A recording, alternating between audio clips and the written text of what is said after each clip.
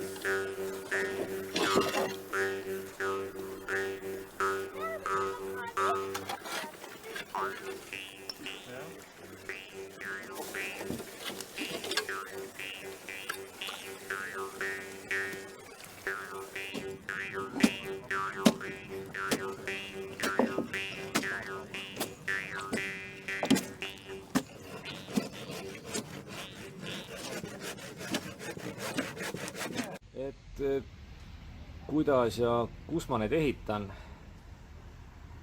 Ajad on muutunud, et enam ei ole nii, et lähed metsa, langetad puu ja ehitad ta seal samas kännu kõrval valmis, et see mõte ja mudel on nüüd natukene muutunud, et kui varem oli see, et meister ikka natuke varjas oma neid igasugu trikke, kuidas ehitada ja mismoodi seda teha, siis nüüd me oleme tulnud nagu rahva hulka. Ja loomulikult selle palgi ikkagi traktoriga metsast ära tooma. Ja selline ehitustegevus on nagu müügitegevus, see käib laatadel, festivalidel, igasugustel suvepäevadel, kultuuripäevadel. Ja see on ka koht, kus siis saad ka nendele külalistele selle kirve kätte anda.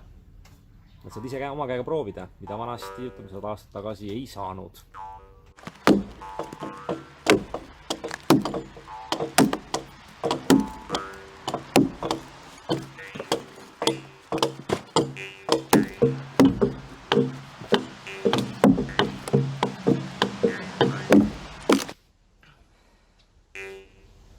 Idee või kus see kärves pähe tuli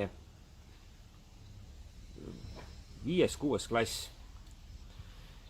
Ja siis mulle sattus pihku üks raamatusari Maailm mõnda. Nahksuka jutud, James Fenimore Cooper, kirvekütt, pioneerid, rajaleidja.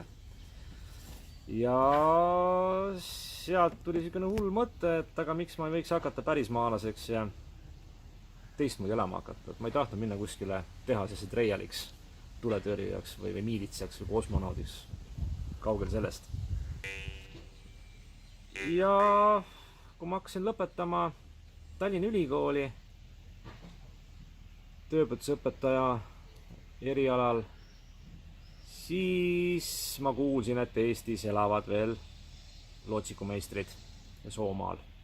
Ja see oli aasta 97, kus ma siis tutvusin esimest korda peasüüdlasega Aivar Ruukeliga, kes mind kutsus siis laagrisse. 98 siis ma olingi Soomaal kohal ja hakkasin siis tutvuma nende lootsiku ehituse saladustega. Läks veel mõni aasta mööda ja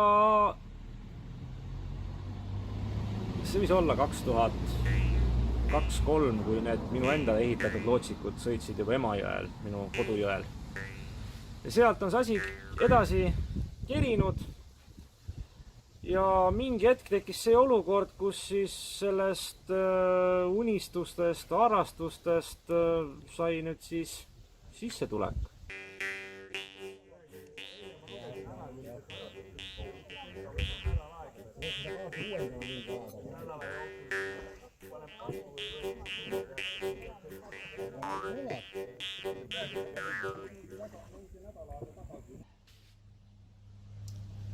Loomulikult,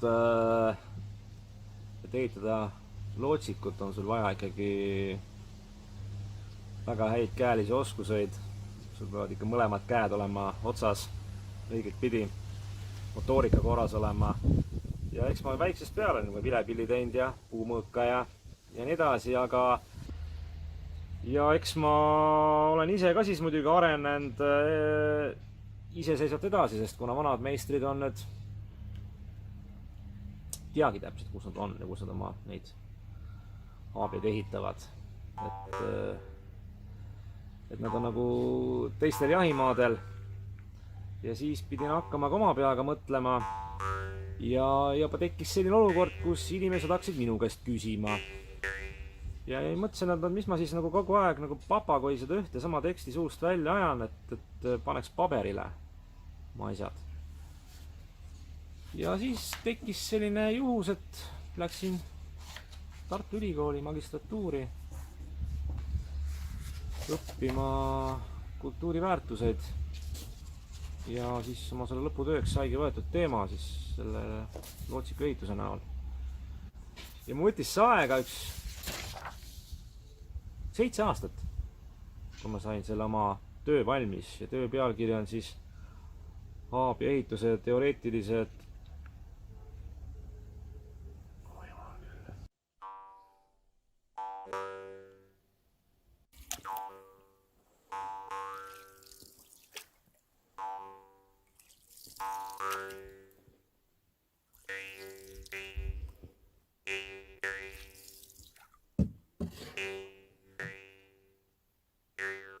otseselt kusagilt toetust ma saanud ei ole, et kõik rahad, mis ma olen nagu teeninud, need on nende 2 väikse valge käega teenitud. Mingi etapi teen ära, kas ta on matka näol, mingi õppepäeva näol või on siis see, et ma ehitan haabe valmis või müün selle haabe maha, et mina nagu palka saan selle eest. Et minu õpetajad, meistrid olid Jüri Lükk ja Jaan Rahumaa. Ja nemad olid Soomaa mehed ja nemad olid siis omakorda saanud õpetust seal Aleksander Oolepilt ja teistelt meistritelt. Mul endal õpipoissi ei ole või pole olnud, millest on natukene kahju. Inimesed on käinud küll, ma olen ise käinud koolitustel, inimesed on käinud toksimas ja proovimas oma kätt, aga et keegi nagu püsivalt huvi oleks hakanud tundma, seda nagu ei ole. Töö on raske, vaevanõudev ja ajaliselt päris pikk ja seal eksimusi endale naljalt lubada ei saa. Et kui nüüd praegu mõtlema hakata, et mida ma siis õppisin Jaanilt, oma nimekaimult, Jaanil vaikne mees, ta palju ei rääkinud. Et ka see on oskus, et hoia oma suud kinni, ära palju jutusta, ära palju plära. Keskendu. Et Jaanil oli see komme, et kui ta enne midagi tegema hakkas, ta tegi alati sellise mingi plotski keeras endale või siis oli ta selline kange tubakas nimega seal Prima ja Tuluk, et ta on ikka vanakooli vend. Jüri käest, ta oli natuke teistmoodi mees. Tema oli sükene kärtsum-mütsum ja tema käest sai kõrva taha panna neid kasutusviise. Ja need nüansid, et kuidas siis liita seda jahindust, kalandust ja haabet ühte tervikusse, et siis ellu jääd ja mis selle asja mõte oli. Et mina ju sain nende meestega kokku siis vahetult enne nende äraminekut. Ma nägin neid ju ainult viimased 2-3 aastat.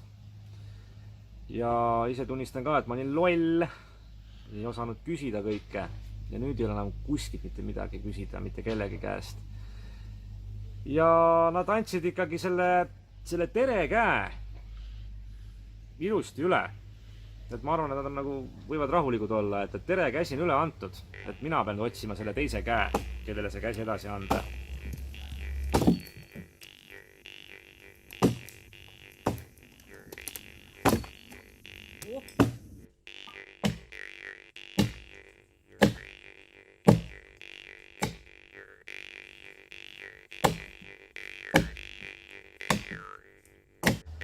aga see haabias kui nähtus, noh, teda võib võrrelda nagu kas või püstkojaga. Mingi ratta leiutamisega. Hobuse kodustamise ja mingi sadula väljamõtlemisega, et ta on nagu asi, mis on läbi ajaloo meile siiamaani välja tulnud, et meil on ta olnud nagu vahend küttimise, kalastamise puhul, temaga on reisitud, temaga on kaupa veetud, inimesed on omavahel, noh, mis nüüd öelda, üksteisel külast käinud, et ta on nagu meie mõistes, ta oli 1000 aastat tagasi nagu praegu on lennukrong. Et praegu siis, et kuidas siis nagu inimest haabia juurde viia, et siis tuleb haabias viia inimese juurde.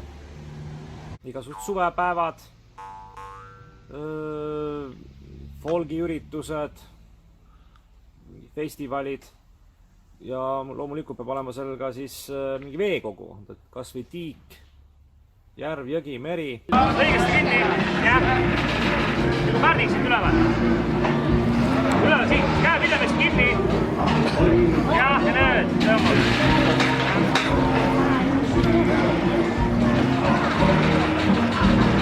Tõmbake, mitte hoovake. Tõmba. Ja siis saavad inimesed proovida seal veerand tundi, pool tundi, tund aega. Ja kui meeldima hakkab, siis vahetame telefoninumbreid ja siis on võimalik raha süüa juba loodusesse pikemaks ajaks, pooleks päevaks, 2 päevaks, 3 päevaks, vastavalt soovidele, vajadustele ja tahtlustele.